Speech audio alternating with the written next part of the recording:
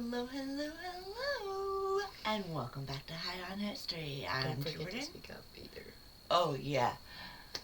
I'm Jordan, and I'm Liz. today we are discussing High on History with Voltaire.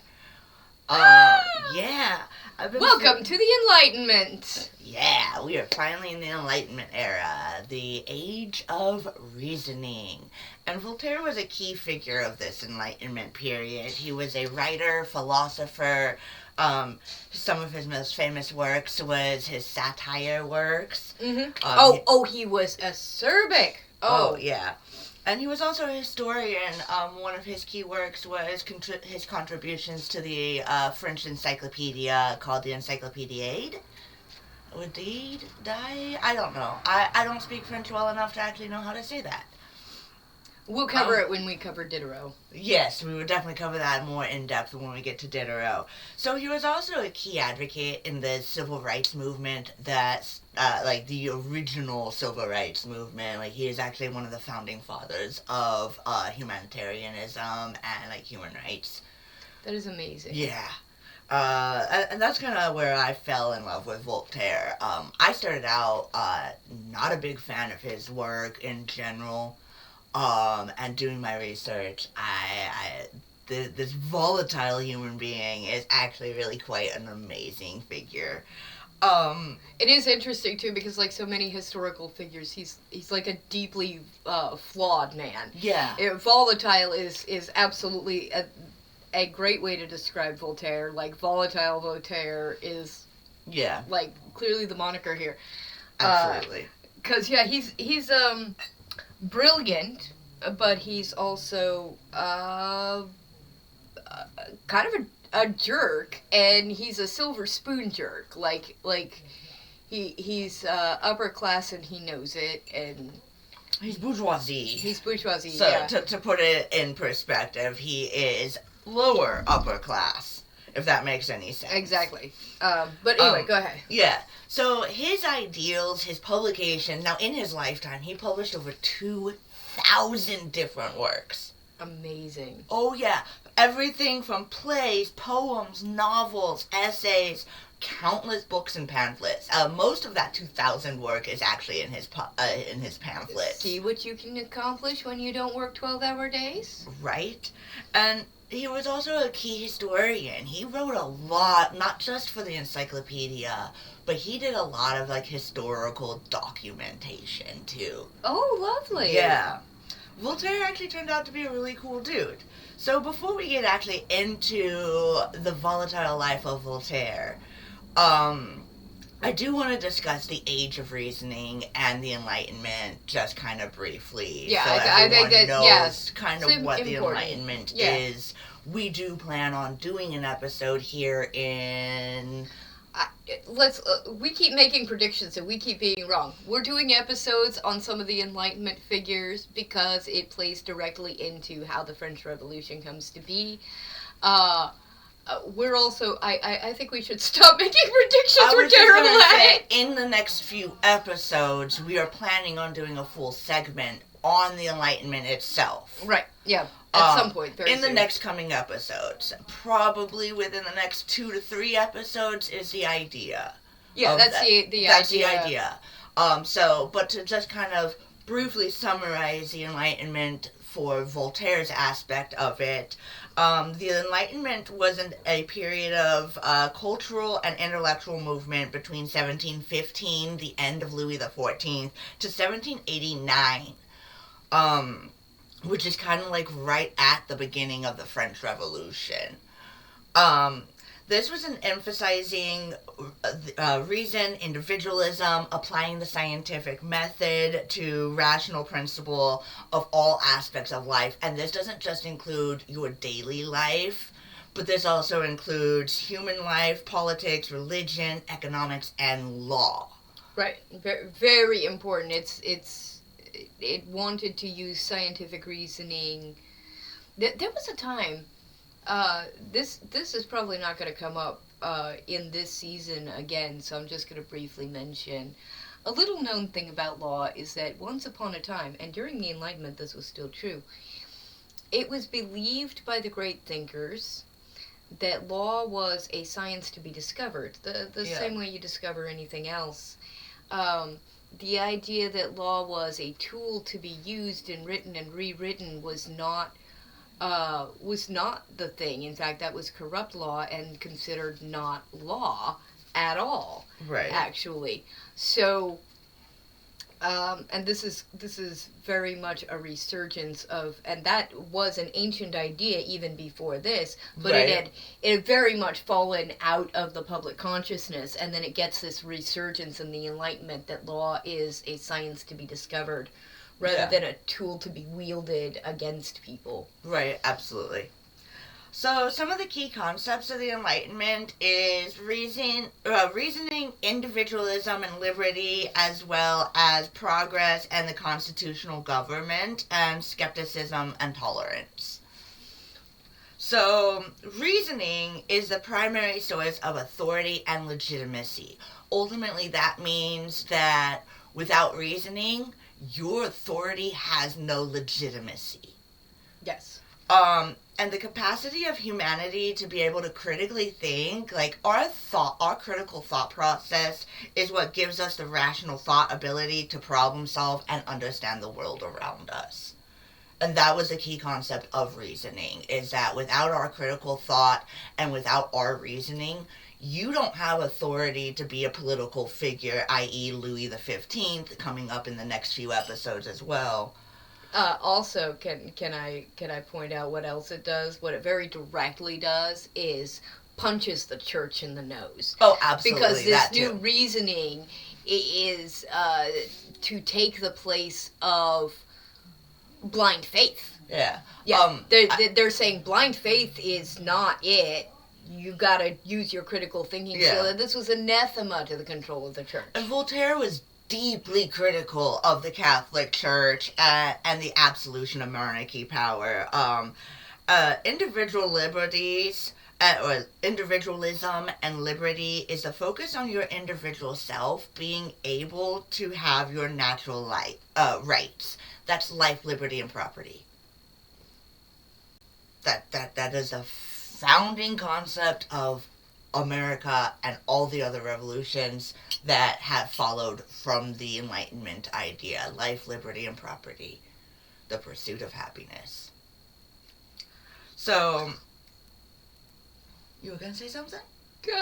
Maybe. So, pursuit of happiness was very much the American idea, and I think some of the Enlightenment thinkers, like John Locke, would be like, what's with this ephemeral pursuit of happiness thing, and what did you do with property?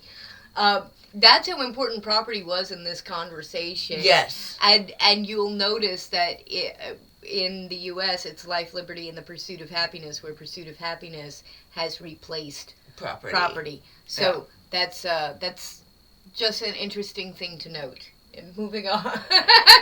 I can't wait to hit that in our later Enlightenment episode. We're going to have so much fun. I look forward to this. So now, on the idea of skepticism and tolerance, this is where Voltaire really hits hard with the clergy. Like I said, he was deeply critical of the clergy. He actually despised the Catholic Church, and I'll explain why here in a few moments. But the skepticism and tolerance was question authority. It doesn't matter if it came from the aristocracy. It doesn't matter if it comes from the king. It didn't matter where the authority came from. Always question it. And then he also was a deep advocate of religious tolerance. The reason why he was so critical of the Catholic Church is because they were so intolerant of other Christians. There was so many different sects of Christianity, and there still are to this day.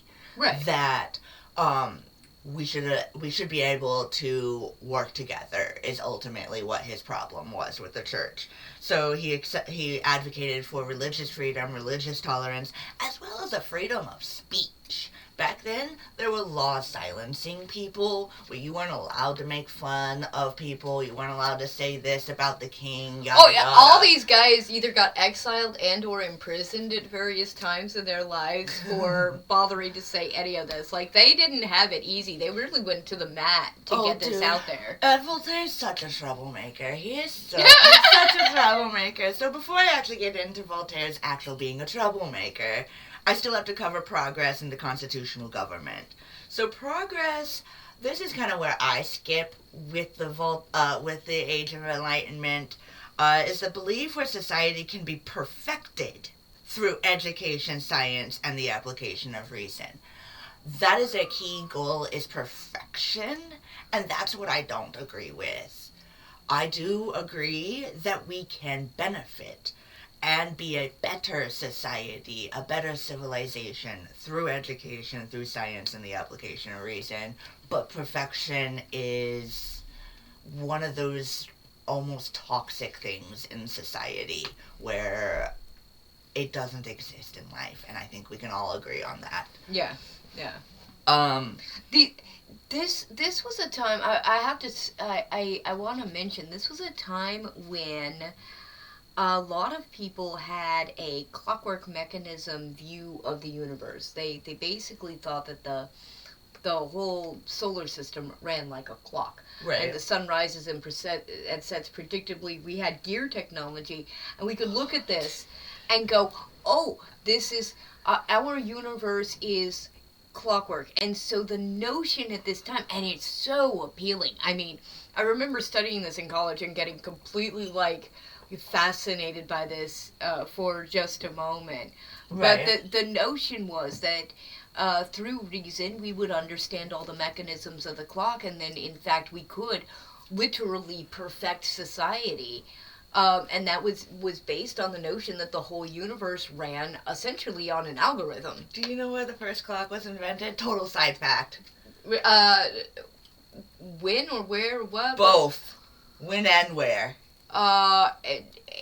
Ancient Babylon, I think. Ancient Greece, actually. Okay. Yeah, Heraclides or something like that. Okay. Yeah, he invented it, and it was a water lever. So the sundial was inefficient. That's a later clock. And he made a water level clock because the sundial was so inefficient on cloudy days or stormy days, or just even the sundial just didn't track right because of certain eclipses and stuff like that.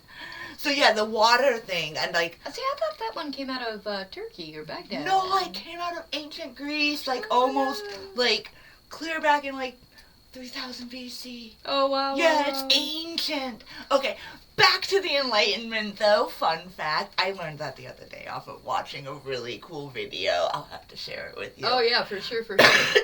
Okay. Now, constitutional government is an idea where the authority of government comes from the consent of the people. You don't have power unless we all say you have power. True. It also comes with a separation of powers. Now, the separation of powers was actually Montesquieu's idea of the Enlightenment, and I'm in love with Montesquieu and his political concepts of the constitutional government. Everyone shoots to be like Montesquieu's goals, and they all drop the ball. Right. But to be clear, the United States came the very closest. Again, we did bake in at least the idea, the notion of checks and balances, the separation of powers, multiple legislative branches, none of whom had total control of the other. And also, so we'd have made him a little bit proud. We would have made him a little bit proud. I'm sure he would have been like, that's sort of what I was talking about. What are you doing now? Right. And also, your power does not come as a divine right. So, a lot of the kings, especially Louis the 14th, believed he had the divine right as king. Louis the 15th, divine right. All the kings to Henry IV and further kings that are in the past that we never actually spoke about for French history, they are all divine right, appointed by God himself. As was the custom for most of the monarchies in Europe at the time. Because the English king also equally thought that they had the divine right to rule. I mean, they don't have the power anymore, but, like, I mean, somewhere deep down in their core, the way the throne is passed on to father to son and so on, it is still a divine right passed down. Well, that's called, that's not divine right. That is hereditary. That is a hereditary right. Hereditary passed right, and they have dropped the divine right part of their monarchy quite some time ago. Yeah. But so they are a full hereditary monarchy. Okay, now let's get into. Well, they're actually a parliament. Yeah, they're a parliament now. They've been a parliament since about the 1700s. A little bit longer than that. Long time. So. Francois Marie Arouet. That's a name we don't actually know. That's Voltaire's real name. Ah! Yeah, Francois Marie Arouet. And he was born on November 21st, so happy belated birthday, Voltaire. Happy birthday, Voltaire. Oh, he was a Scorpio. He was a Scorpio. Sagittarius cusp. Yeah, he was born on technically the very last day of Scorpio. In 1694 in Paris.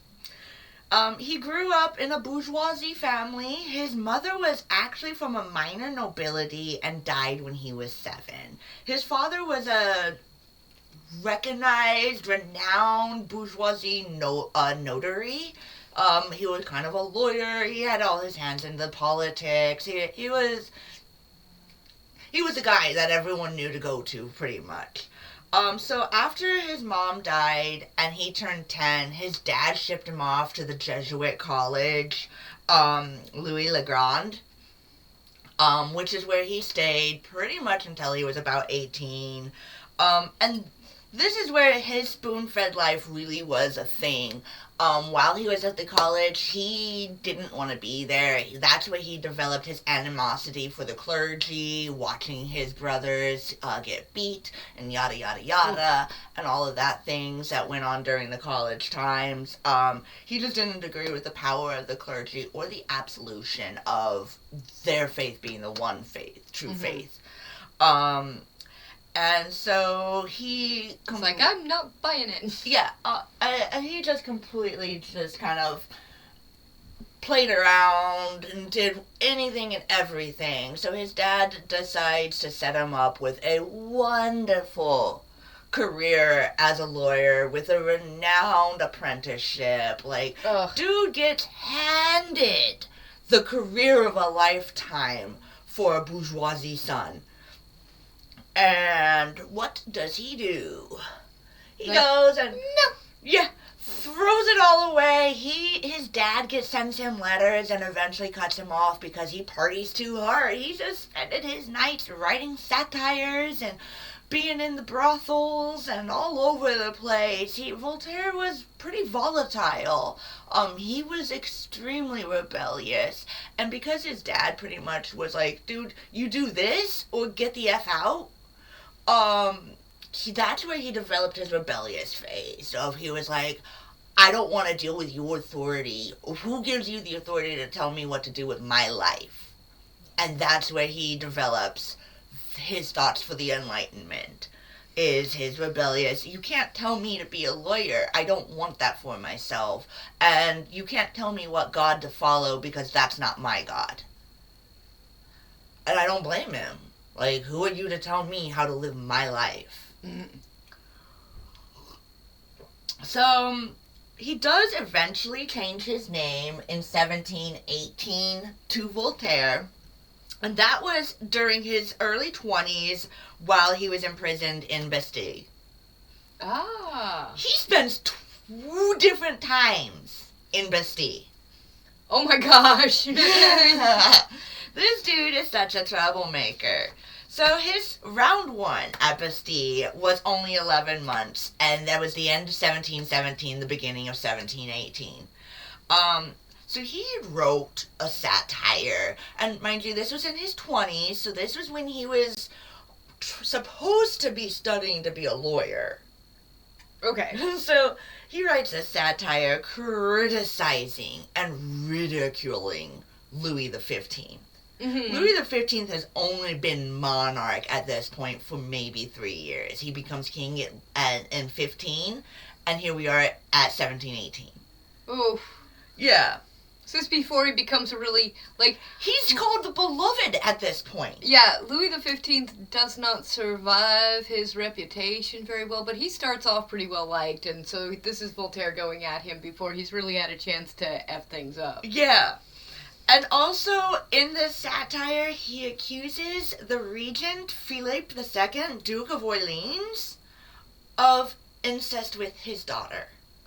Ooh. Oh, yeah. So that's some slander. So not only does he go after Louis XV himself directly, he also attacks the family with I would say pretty far-fetched claim, but at the same time, how I know the family grapevine of the royal monarchy, I wouldn't put it past them. Now, father-daughter, absolutely not, but at the same time, I bet they This is absolutely, like, we talked about this several episodes ago, but it's worth bringing up. This is the heyday of the age of the pamphlet. Oh, yeah. And there... all of us here in the U.S. Probably grew up sort of being taught at one point in elementary school or high school, maybe middle school, about the concepts of libel and slander. And you cannot print and distribute some wild claim about somebody that you don't know if it's true or not, if that claim is defamatory. Right. And this is why. It might have been good common sense even then, but, like, that was... nobody was doing that. And freedom of speech... was not a thing. Well, no, it was a concept of a thing, Yeah. but it was in its most idealistic form, which meant literally liberty to say absolutely anything. And so these people are pushing the boundaries in a way that I think we later were like, well, okay, but... maybe you cannot, in fact, accuse somebody of incest without some kind of real knowing. And I mean, even though I know the monarchy definitely participated in incest, father-daughter combinations were not a thing. Not a thing. That was even taboo to them. Yeah, there was a lot you could get away with, but that wasn't on the list. That was not okay. Yeah, not at all. So, in retaliation, Louis issued the Letter de Cache, which pretty much was a arrest warrant without due process. Ooh! Oh, yeah. Just so pick you up and toss you in. Yep. You messed up, Voltaire. And while he was in Bastille, and this is, like I said, where he changed his name to Voltaire, he wrote one of his more famous plays, the Oedipe. I did not actually look into that play. Oedipe, if anyone is interested. Oedipe? Oedipe? Oedipe? I don't know. Oedipe. Again, if anyone wants to read it, we'll look it up. It was one of his most famous plays. Okay. It was also his first play that he wrote. Oh, cool. Yeah. So, again, he spends most of that time after he gets out of prison from 18 to 26, from 1718 to 1726, not age, let me correct that.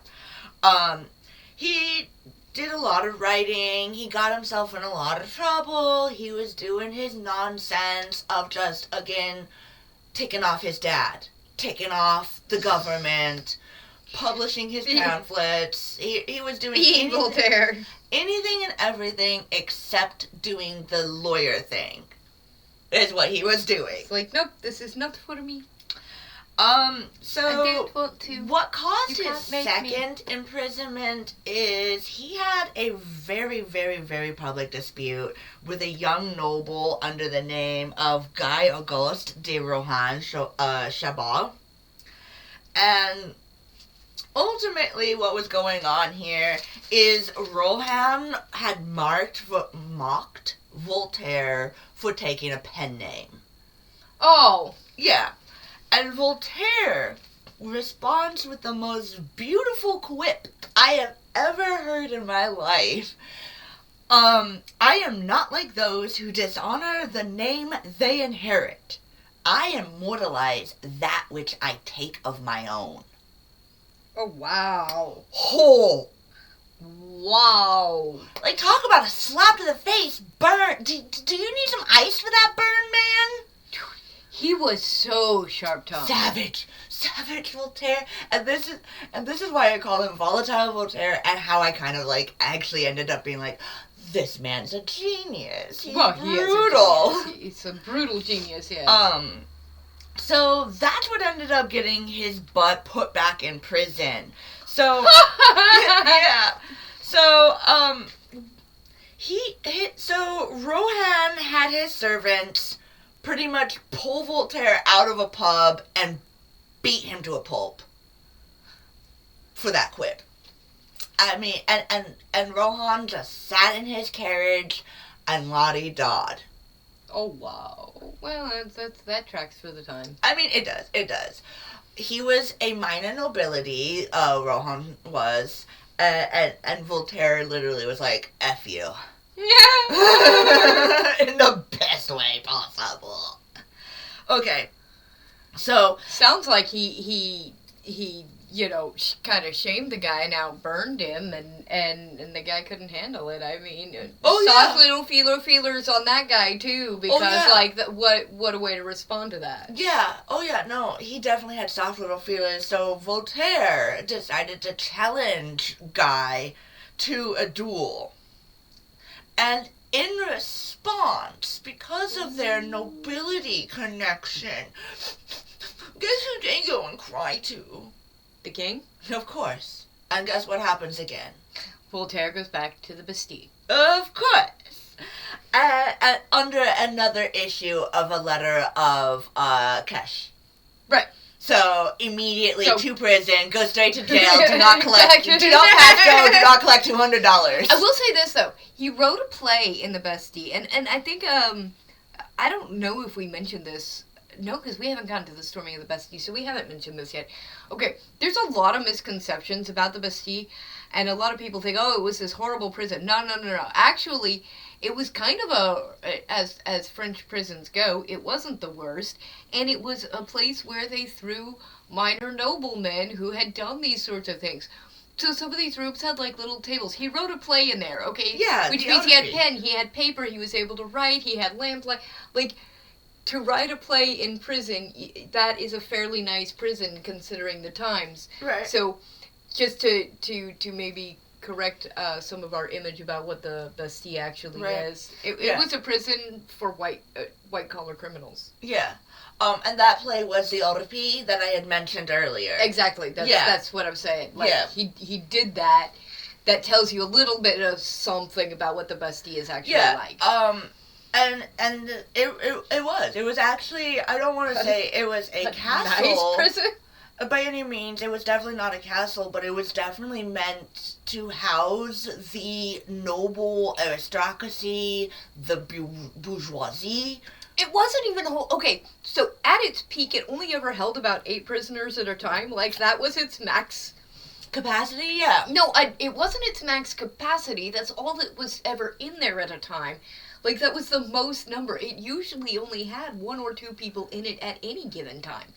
And it mostly became a warehouse, a storehouse for, well, it was supposed to be a grain storehouse, but honestly it got robbed. An ammunition stockpile. It became an ammunition stockpile. And this is going to come up later because it was supposed to be a grain storehouse.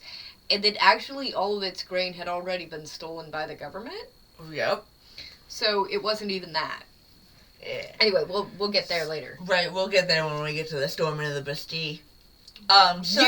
Years ahead of here. Yep, few years from now. So Voltaire, instead of spending God knows how long in the Bastille, because this time he kind of messed up. He's like, oh shoot. Yeah, I might have done that. He requested exile. He's He like, actually I will personally requested exile. Like, dude, just banish me. I'll leave. I'm done. I quit. Which Volatile Voltaire never quit. I bluff. I bluff. Okay, so he lived in England from 1726 to 1729. That is a very short exile. Yeah, that's 3 years of exile. Yeah. That's not really an exile. Right? That's a vacation. Right? So, while he was in London, and England specifically, London specifically, this is where Voltaire's politics really got inspired. He was already, let the, down with the monarchy, but don't take away my comforts. Right. But this is where he got He wanted to keep his privileges. Yeah, this is where he really got into civil liberties. There was a thing in Europe, in England, called the Parliament. And the monarchy, King George, had power, but there was a balance system. Nothing could be done without Parliament. And oh boy, Voltaire loved it. He thought it was the greatest thing ever. The king's limited power was so radically different from France that when he actually returned to France, in 1729, he published the letters from the English. Oh. But while he was in England, he met with John Locke, Sir Isaac Newton, and many, many other philosophers of the Enlightenment of that time. And when we get to our Enlightenment episode, John Locke and Sir Isaac Newton again will be honorably mentioned. And I almost want to micro dive a small segment of that on Isaac Newton for his contribution, because everybody knows him for Everybody gravity. knows about gravity, and they don't necessarily know his great contributions to Enlightenment thinking. And Isaac Newton was a genius. He was a legitimate genius. He was one of many, many contributors to the encyclopedia too. Yes, that too. So I do believe he was a very and by the way, we are talking figure. about the creation of the world's first encyclopedia. Yeah. This group of men created the very first volumes of the encyclopedia. So if you know them for absolutely nothing else, now you know them for that. Yep. So in 1929, Voltaire decides to return to France. Because that's such a wise thing to do with his new radicalization. He maintained his distance from Paris because he knew of his controversial views were a problem. He avoided the police, and he used many aliases when he returned to France. Oh, so he turned to France and pretended he wasn't here because he wasn't supposed to be there yet. He just snuck back in. Yup. Oh. Okay. So in 1734, so he'd been in France in 29, so 5 years. Within 5 years of being back. Okay. So he wrote the letters to the English. This was an unauthorized publication that got published, too. So it was not approved by the monarch or by any of the ministers of Louis. I gotta ask, did you look up to see who was daring enough to publish this? I did not look up the publisher. Oh, we should at some point. Should, that would be cool to know. So they published the letters from the English, and it praised Parliament. It praised the diminishing powers of King George. Ooh. It sung the praise of England's monarchy to the high towers of noon. Like, Or England's system. Parliamentary system. Yeah, that's what I meant. And all the while, he was backhandedly insulting the French government. Oh, that's so perfect. The whole time. So he'd be like, England, blah, blah, blah. France, England, blah, blah, blah. Oh my god. Yeah. Unlike the French, the English, blah, blah, blah, blah, blah. Yeah. Oh. Oh, I bet he's making all kinds of friends now. Of course he is. So, the Paris Parliament decides to ban the book and burn the letters out to the English. Sure. Of course. And once again, guess who gets an arrest warrant? Volatile Voltaire. And he ends up fleeing to Champagne, or the Champagne region of France. Now, while he was in the Champagne region of France, this is where he was living with his lover. And she was a brilliant scientist and philosopher by the name of Emily du Châtelet, I believe. Châtelet?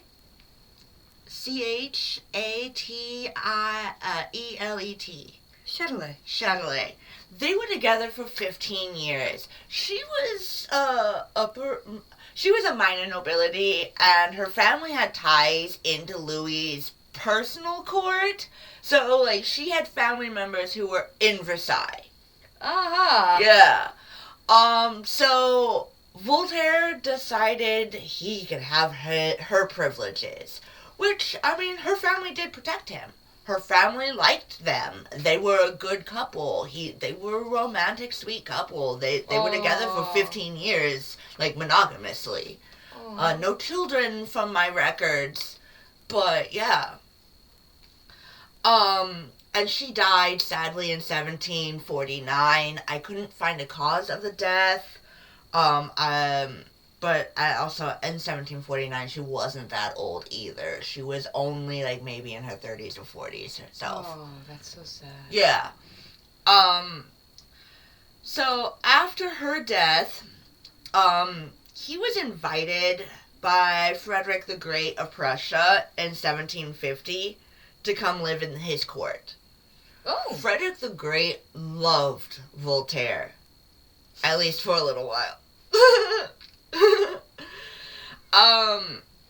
So what truly was the downfall of Voltaire was he decided to criticize the president of the Berlin Academy of Science, who was hand-pointed by King Frederick. Oh. Yeah. Now, Voltaire was already being manipulative. He was showing signs of being egotistical. He was backhanding the king every chance he got with some sort of satirical remark. Voltaire was causing problems in court at this point already, and the king was getting fed up with it. Right. At first, it was witty quips back and forth, and the king was having fun, and then eventually the king was like, dude, you're disrespecting me now. You're stepping on my toes. Like, this is not okay. So eventually, Voltaire decided to get into some bad banking businesses with some of the Jewish bankers in Berlin. And that deeply offended and embarrassed Frederick. Right. And that caused Voltaire to be banished. Now, Voltaire, being Voltaire, was able to convince the king to leave, allow Voltaire to leave with dignity. Don't banish me, don't exile me, I'll just leave court and we'll just pretend I wasn't ever here. Wow. He sure manages to get away with a lot. And this is kind of why I fall in love with Voltaire. I'm like, this motherfucker. Wow. We don't have bleep ability yet. I know we don't. Anyway, You're like, anyway. Anyways, so Voltaire was ordered by Frederick to return the Chamberlain's keys, all of the medals he was granted, as well as the king's personal journal of poetry. Now, yeah, that's how that went down. Yeah, that's exactly how that went down. Can we guess what did not get returned to King Frederick? The poetry. Of course. So very Voltaire. Oh, very, very Voltaire. So in response to Voltaire not returning the poetry book, which this poetry book could have damaged the king's reputation. This was the king's personal journal. It was his personal feelings. It did not actually reflect himself and his rule. You know what I mean? There's a difference between your private persona and what you feel you need to do as a monarch. Yeah. And Voltaire was just like, ha ha ha. And he was going to release it. You know Voltaire was going to release it as blackmail. Oh my gosh. Yeah.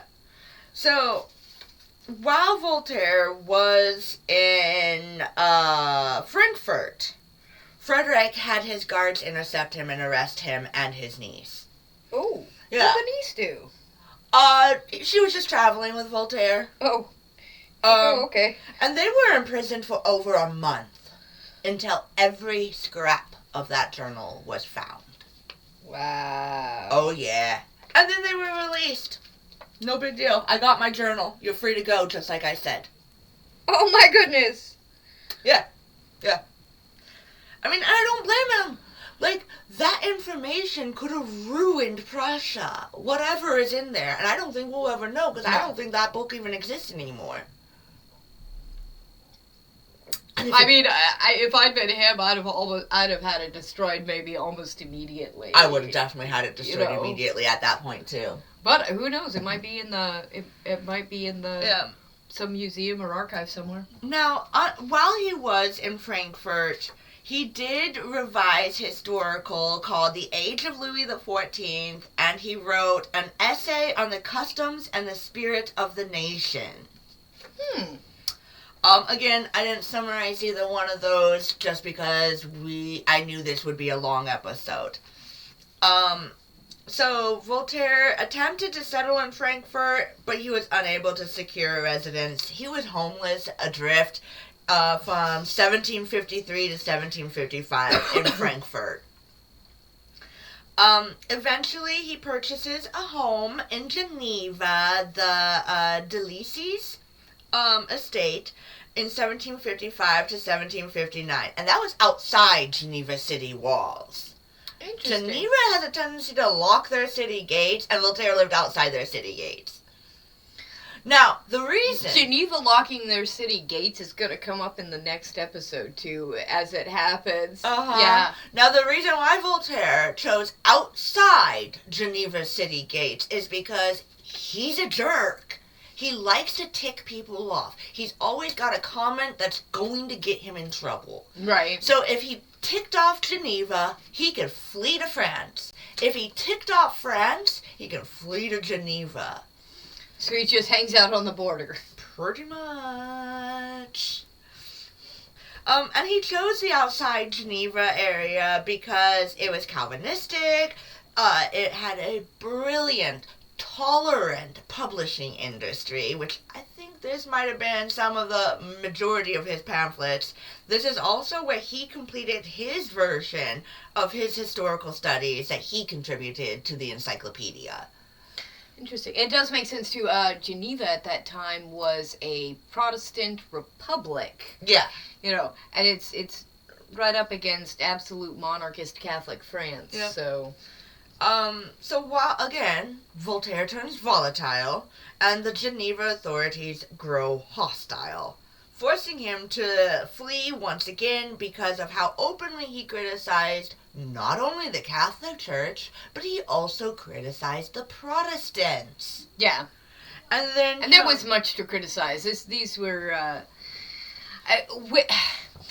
I do think, I don't want to go into it or anything, but we should make it clear that the Protestants of this time and place were not like the Protestants who go to church up the street in your neighborhood. Right. Very, very different thing. Very different Protestants. So, while Voltaire was criticizing the religions, he was also pestering Geneva authorities to build a theater for his plays. I mean... Bro, can you be any more egotistical? Oh. Read the room, Voltaire. So these guys are all so good. Oh, so good. So, he ends up having to leave because Volatile Voltaire gets volatile in Geneva. And so that eventually leads him to purchasing Fernie. Now, Fernie is kind of, I actually want to say, his masterpiece. He not only completes some of his greatest works at Fernie, but this estate later becomes the French city Voltaire. Oh. So he drained a bunch of the swamps, built roads, industrialized his estate, and brought in market and industry, and he turned his estate into a town. Brilliant. Yeah. And it is still a modern day city today. Ah. Yeah. So, again, he purchased Fernie on the border of Geneva in France. Again, for the same reason why he purchased Les Delicies. Right. Just to be away. Be able to bounce back and forth in case he ticks anyone off. So this is where he published his masterpiece, The Candidate, and that was in 1759. And while he was there, he had countless visitors and corresponded with a great many kings, emperors and empresses, philosophers. This is where he published many of his pamphlets promoting his reasoning, tolerance, and civil liberties. So, unfortunately, Voltaire dies in 1778, but we will get to that shortly. We're still only in 1759. And this is when he becomes the first true activist of, the world. This is where we see true activism be born. This is the uprising that we see to this day. He was a critic of pretty much all government, all church. He was a public activist. He campaigned for human rights. He was anti-judicial cruelty as well as anti-religious fanaticism. In 1762, there was a tragedy known as the Calas Affair. And this affair pretty much weaponized the public opinion and leveraged the network of achieving justice and challenged corruption. But this was kind of a tragedy, and this was also the very first case that caught Voltaire's attention before he became the activist that he is. So wait, what happened? So, what ended up actually happening is Jean Calas was a Protestant merchant in in Toulouse, which was a Catholic city of France. His son ended up committing suicide. Oh. Yeah. Now, that was actually due to occurring massive gambling debts that he would never be able to pay off, and he wasn't going to ask his merchant father to pay off for him either. So he committed suicide. But now the Catholics in the area got together and accused the father of killing his son because his son wanted to convert to Catholicism instead of being a Protestant. Oh my. Oh! Yeah, no. So we do know to this day that it was because of the debts, but gotta love the Catholics. Once again, I never get an upper hand on this one. You hand me my coffee cup right there. This one? Yeah. Okay. So, this case was a tragedy, and Jean Calas was convicted, tortured, and his death was broken on the wheel. Oh my goodness. Yeah. His surviving. So sad. Yeah. His surviving wife and children were forced into Catholic sanctuaries and institutions. Oh. Yeah. Ah, the mercy of the church. Yeah, right? Now, because of this, Voltaire gathered all the evidence and all the facts that he could. Cross-examined witness after witness. This took months for Voltaire to do, too, by the way. And he was actually able to prove that the verdict of guilty for Jean Calas was, in fact, a prejudice, not evidence-based. And that was the beginning of his activism. He took on many other cases after this and continued to fight, pretty much becoming a defense attorney. So he basically made himself into a lawyer. Yeah. A defense lawyer. Oh, that's so wonderful. He's just like, I'm going to do this now. Uh-huh. Oh, how the tables have turned. How interesting. Right? Now... Because this was exactly the profession he ran away from. Exactly. Oh boy. Epiphany. Oops. Yeah, right? So, full circle. In order to get the public to change their opinion and to actually do something about vindicating the Calas family, he wrote tirelessly on his pamphlets. He swayed the public view. He appealed to the monarchs. He wrote to other philosophers. I mean, this dude literally... So he turned it into a viral, like campaign. He stirred the entire media. Whatever we call media for 1700s, he got CNN going. He got Facebook going. He got it all. Right. He And had the full talking about viral it. Twitter feed thing happening. Oh yeah, everybody was talking about just to be Voltaire clear, and we do mean pamphlets and gossip. That's Yes. what's happening here. Pamphlets and pamphlets gossip. and gossip at this point. And he also published his treatise on tolerance, and this publication in 1763 argued against religious persecution, where he says, "It does not require great art or magnificently trained eloquence to prove that Christians ought to tolerate one another. I, however, am going to go further. I say that we should look upon all men as our brothers." What? My brother the Turk? My brother the Chinese? The Jew? The Siam? Yes, without a doubt. Are we all but children of the same Father, creatures of the same God? Voltaire. To Voltaire. To Voltaire. Because, yes, we are all but creatures of the same God. Alright, so Now- he's a dick, but he's a dick who happens to be right. Yep. Oh, there's my language. Yay. It's okay, because he is. So, in 1765, after all of these publications, after that quote becomes world famous in his lifetime,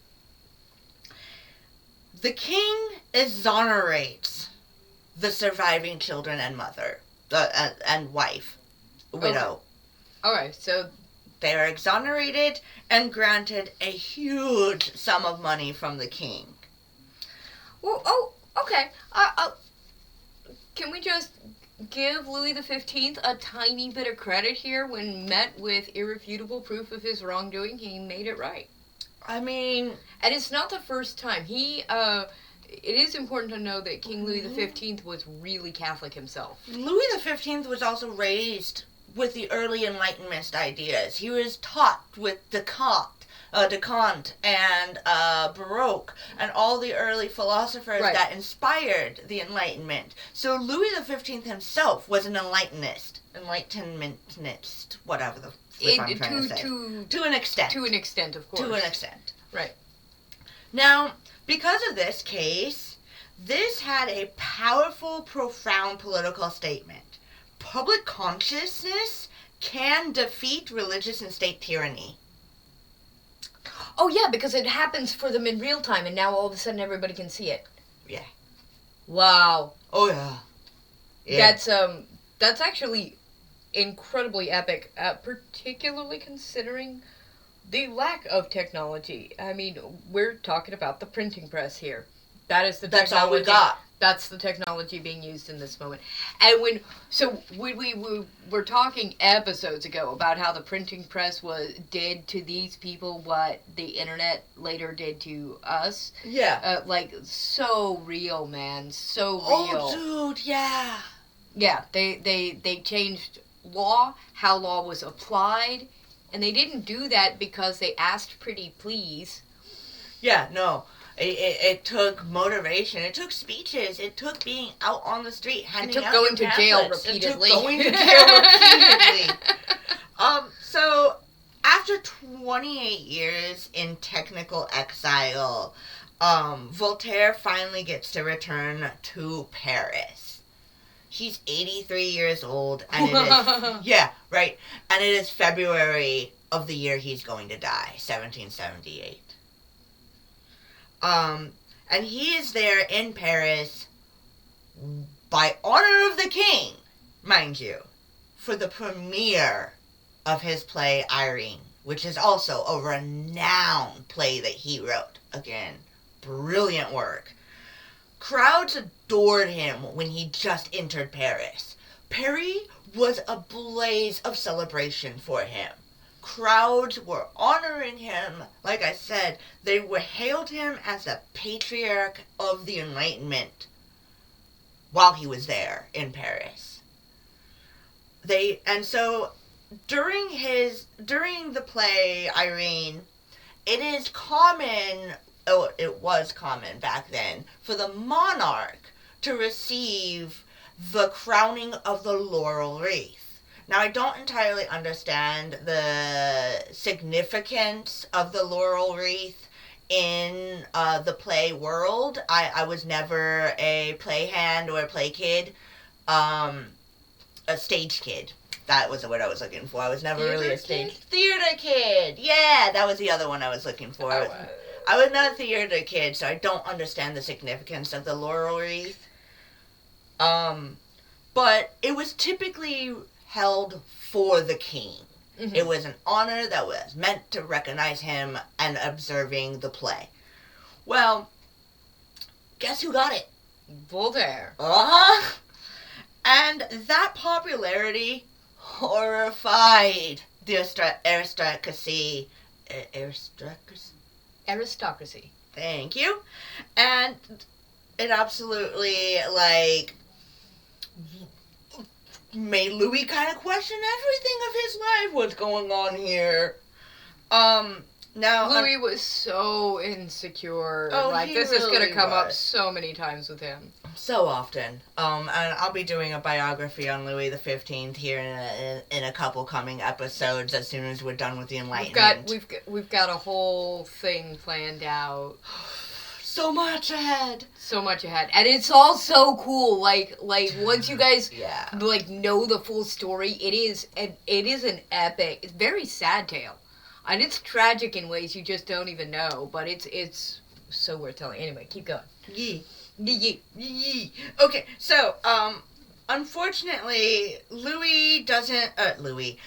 Voltaire doesn't get to enjoy his accolades. I was going to say reinstatement to being able to be in Paris. He died on May 30th. So from February to May, that's all he got out of exile. Oh. Yeah. He was unfortunately, I say unfortunately because at that time it was important to receive sacrament, and because of his deep criticism for the Catholic Church, he was actually denied receiving sacrament, even though he had actually asked for it. And so the church, in retaliation, had also denied him a proper burial in holy grounds. Ooh. Yeah. So not only is he denied sacrament, he's also denied a proper burial in sacred grounds. And To counter that, his nephew was Abbe Mignon, a clergy member of the Abbey of Celliers. Sorry, that is all the letters and words that do not fit in my mouth. I'm pretty sure it's pronounced Celliers. So, Abbey of Celliers. Cellieres. Okay, that was all the Solier. Yeah, Cellier.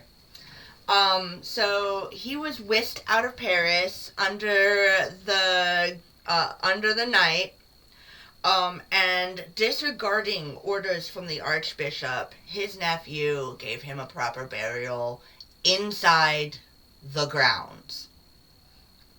So the church was like, we're not going to sanction a proper burial on holy ground, and his nephew was a clergyman and said, well, I will.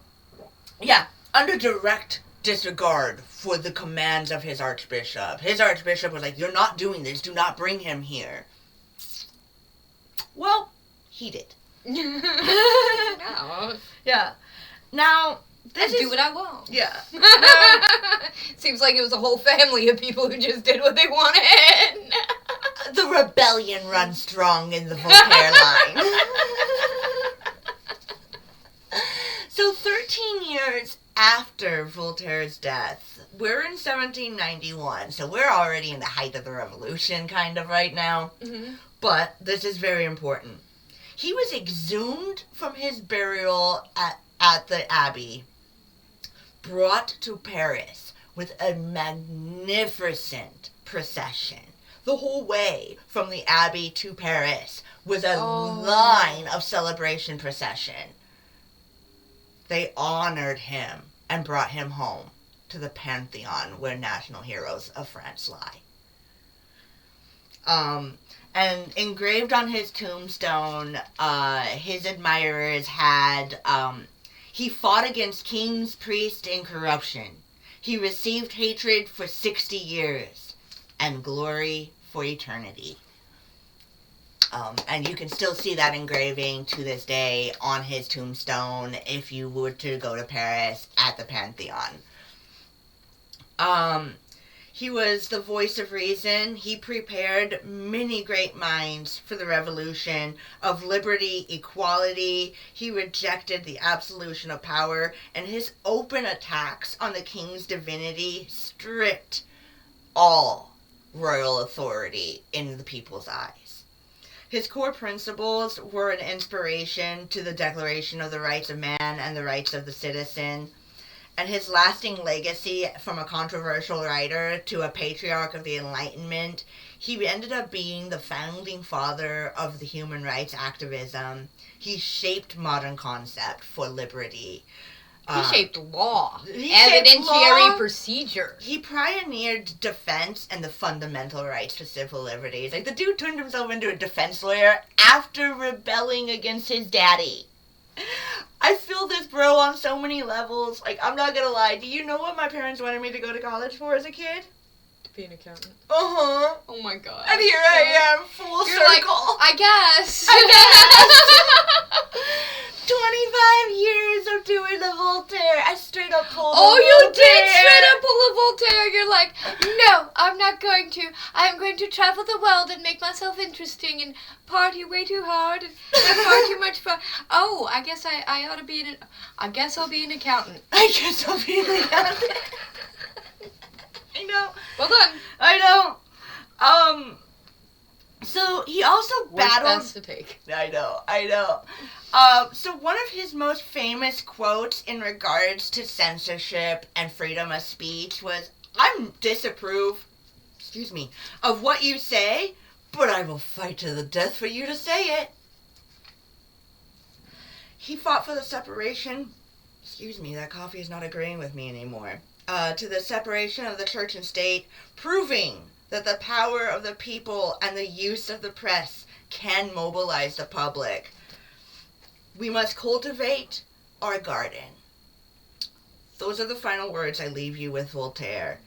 This is a practical manifestation and the legal acts that the public can take.